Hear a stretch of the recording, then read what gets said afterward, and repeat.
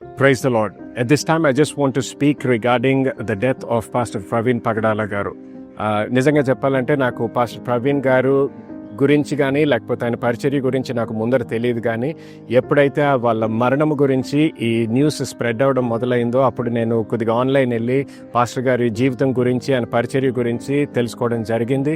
ఆయన ఎంత శక్తివంతంగా దేవుడు ఆయన్ని వాడుకున్నారో కూడా తెలుసుకోవడం జరిగింది. ఇందాక కొన్ని గంటల క్రితం నేను పాస్టర్ గారి ఫ్యూనరల్ అటెండ్ అయిన తర్వాత నేను కొన్ని విషయాలు చెప్పాలని కోరుకుంటున్నాను. అదేంటంటే, number 1, as a Christian community చూస్తున్న వాళ్ళందరూ కూడా ముఖ్యంగా పాస్టర్ గారి ఇమీడియట్ ఫ్యామిలీ కొరకు, వాళ్ళ బంధువులు, స్నేహితుల కొరకు, అలాగే పాస్టర్ గారితో సేవ చేసిన వాళ్ళు, పరిచర్య చేసిన వాళ్ళ బృందం అంతటికి వరకు కూడా మనము కలిసి ప్రార్థన చేయాలని కోరుకుంటున్నాము. అనేక ప్రశ్నలకి జవాబులు లేకపోయినా కూడా దేవుని యొక్క శాంతి, సమాధానము వాళ్ళు ఒక సూపర్ న్యాచురల్ రీతిలో వాళ్ళందరూ కూడా అనుభవించాలని ప్రార్థన చేయాలని కోరుకుంటున్నాను. అలాగే రెండో విషయం ఏంటంటే, పాస్టర్ గారి జీవితం ఏ విధంగా జీవించారో అది మనం చూసి అది మనకు ఒక పాఠంగా తీసుకోవాలని కోరుకుంటున్నాను.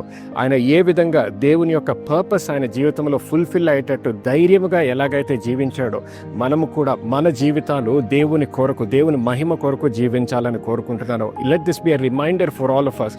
ఏం పనులు చేస్తున్నా కూడా దేవుని యొక్క ప్రణాళిక ఏంటో తెలుసుకొని ఆ ప్రణాళిక నెరవేర్చబడేటట్టు మనము జీవించాలని కోరుకుంటున్నాను. అలాగే మూడవది ఏంటంటే, సంఘముగా లేకపోతే క్రిస్టియన్ కమ్యూనిటీగా కూడా మనం ప్రార్థన చేయాల్సింది ఏంటంటే, that justice and truth will prevail in this entire matter and that the church of the lord Jesus Christ will continue to be strengthen. మన సంఘము, దేవుని యొక్క సంఘము బలపరచబడి దేవుని మహిమ కొరకు జీవించాలి అని అందరం కూడా ఏకీభవించి ప్రార్థన చేయాలని కోరుకుంటున్నాను. Praise the Lord and God bless you.